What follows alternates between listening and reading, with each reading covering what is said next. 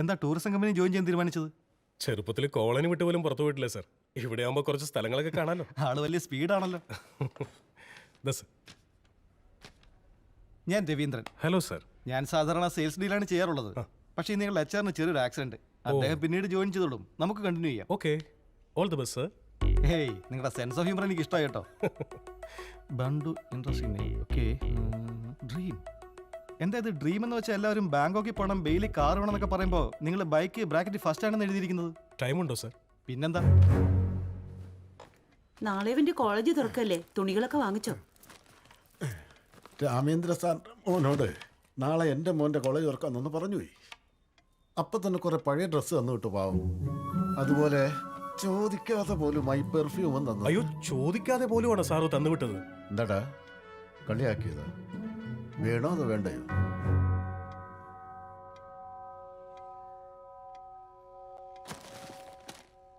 എന്തോടാ, എന്താ ഗ്യാപ്പ് ഇട്ടത്? ഇട്ടതല്ല, വന്നതാ. വന്നു. നീ എപ്പോഴും ഇങ്ങനെ സ്ട്രെയിറ്റ് ആയിട്ട് സത്യം വിളിച്ച് പറഞ്ഞോണ്ടേ ഇരിക്കുവോ? അത് കള്ളം പറയാൻ തോന്നുമ്പോൾ തലവേദന എടുക്കും സർ. ആഹാ. എന്നാൽ സത്യം പറഞ്ഞാലോ മറ്റുള്ളവർക്ക് തലവേദന ഉണ്ടാകുന്നത്. എന്നാലും എനിക്ക് സുഖമാണ് സർ. അപ്പൊ ആദ്യം മുതലേ ഇതിനു വേണ്ടി ചെറിയ ചെറിയ പ്രാക്ടീസ് ഒക്കെ ചെയ്യുമായിരുന്നു അല്ലേ? അങ്ങനെയൊന്നുമില്ല സർ, അതൊക്കെ ഒരു സിറ്റുവേഷനിൽ സംഭവിച്ചു പോകുന്ന.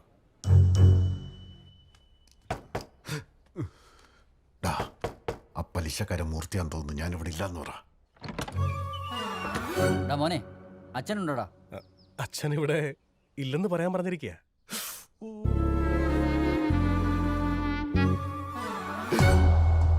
നാണമില്ലേടോ? പിള്ളേരെ കൊണ്ടാണോ ഇങ്ങനെ കള്ളം പറയിക്കുന്നത്? ഓൾറെഡി ഒരു കാല് പഞ്ചറാ. എന്നെ പോലുള്ളവർ ഇങ്ങനെ പറ്റിച്ചാൽ തന്റെ മറ്റേ കാല് കൂടി.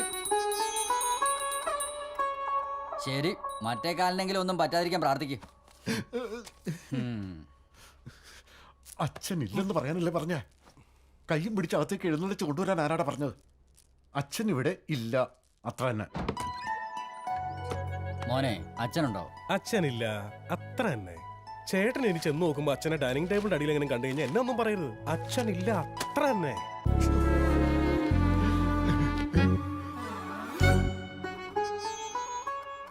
താനിവിടെ ഇല്ല അല്ലേ? നാണം ഉണ്ടോടോ തനിക്ക്? ആ,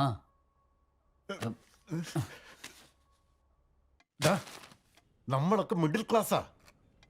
ഇങ്ങനെയുള്ള ചെറിയ ചെറിയ കള്ളങ്ങളൊക്കെ പറയാതെ ജീവിക്കുന്ന എങ്ങനെടാ? ഡീ, നീ ഇങ്ങനെ പപ്പടം എണ്ണി നിൽക്കാതെ പറഞ്ഞു കൊടുത്തോളൂ നിനക്ക്. നീ ആരാടാ? ശ്രീരാമേന്ദ്രന്റെ മോനാ? എപ്പോഴും ഇങ്ങനെ സത്യം പറഞ്ഞുകൊണ്ടിരിക്കാൻ പേടിയില്ലടാ നിനക്ക്? സത്യം പറഞ്ഞ അപ്പോഴത്തെ പേടിയുള്ളൂ അച്ഛാ. സത്യം പറഞ്ഞില്ലെങ്കിൽ പേടിച്ചോണ്ടേയിരിക്കും. പൊളിച്ചടുക്കി കളഞ്ഞു, അടിപൊളി. പ്രസവിക്കുമ്പോൾ മാത്രമേ അമ്മയ്ക്ക് വേദന ഉള്ളൂ. അച്ഛനാണെങ്കിലോ എപ്പോഴും വേദന തന്നെ. നീ എന്താടി ഇപ്പൊ കൈയടിക്കാത്തത്? അവന് ഫാൻസ് ഉള്ളത് കൊണ്ടാ കൈയടിച്ചത്. നിങ്ങൾക്കതില്ലല്ലോ. അവിടെ ഇരുന്ന് കഴിക്കും.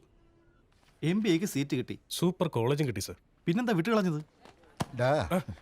എല്ലാം ശരിയാക്കിയിട്ടുണ്ട്, മൊത്തത്തിൽ സെറ്റ് ചെയ്തു ഞാൻ. ഇവന്റെ സ്കോളർഷിപ്പ് ക്യാൻസൽ ചെയ്തിട്ട് ഇവൾക്ക് സീറ്റ് മേടിച്ചത് എന്തിനാ നിങ്ങള്? ഇവനെന്തിനാ അതൊക്കെ? ഇവൻ വേറെ വല്ലതും ചെയ്ത് ജീവിച്ചോളൂ. എന്താട്ടാ നീ നോക്കുന്നു? ഒരു കാര്യം അറിയോ നിനക്ക്? പലതവണ 90 ഔട്ടായാലും നമ്പർ ഓഫ് സെഞ്ചുറീസിൽ അതുണ്ടാവില്ല. നിന്റെ ജീവിതം അങ്ങനെയാ. ഉരുള ഉരുട്ടിയാലും വായിലെത്തില്ല. ഞാൻ പറഞ്ഞില്ലടാ, ചില ജാതകങ്ങളുടെ കുഴപ്പം അത്.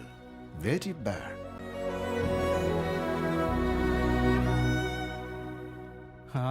ഈ വിഷമം മാറാൻ സെഞ്ചുറി ഒന്നും അടിച്ച പോരാ ബണ്ടു. Too heavy sir? യാ. മ്യൂസിക്കലായിട്ട് എന്തെങ്കിലും ട്രൈ ചെയ്താലോ? കുറച്ച് ലൈറ്റായിട്ട്. ഡെഫിനറ്റ്ലി. ഈ ലാമ്പും ടേബിളും ഒക്കെ നിന്റെ അനിയത്തി കൊടുക്കും. അവളെ ഇനി കോളേജിൽ പഠിക്കാൻ പോവില്ലേ? എന്റെ മോൻ എവിടെ ഇരുന്നാലും രാജാവാ. ഒരു ബൈക്ക് ഇവനൂടെ വാങ്ങിക്കൊടുത്തൂടെ? എന്റെ പഴയ സ്കൂട്ടറില്ലേ, അതെടുത്തോട്ടെ.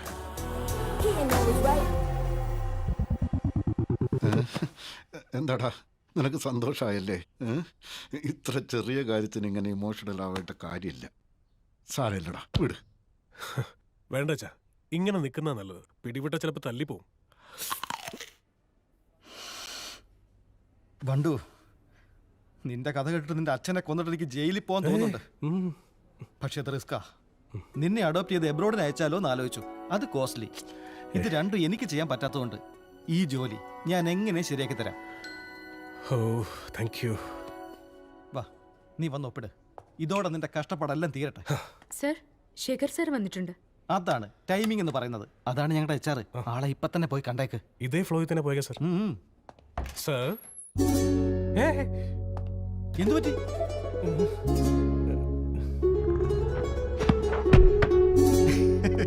നിനക്ക് ഈ ജോലി അടിച്ചെന്നാ ഞാൻ വിചാരിച്ചത്. നീ HR-നെ അടിച്ചു ഇപ്പോഴാണ് അറിഞ്ഞത്. കയ്യിൽ നിന്ന് പോയോ സർ? ഇങ്ങനെയുള്ള സാഹചര്യത്തിലാണ് നീ നിന്റെ ക്യാരക്ടർ, ഇന്റഗ്രിറ്റി, ഇൻഡിവിജ്വാലിറ്റി എല്ലാം മാറ്റി വെച്ചിട്ട് പോയി സോറി പറയേണ്ടത്. സാറേ തല്ലെന്ന് sir, please sir, please please please please sir, please sir, ക്ഷമിക്ക് സർ, പ്ലീസ്. അബദ്ധം പറ്റിപ്പോയതാണ് സർ, ക്ഷമിക്ക് സർ, ക്ഷമിച്ചെന്ന് പറ സർ, പ്ലീസ്.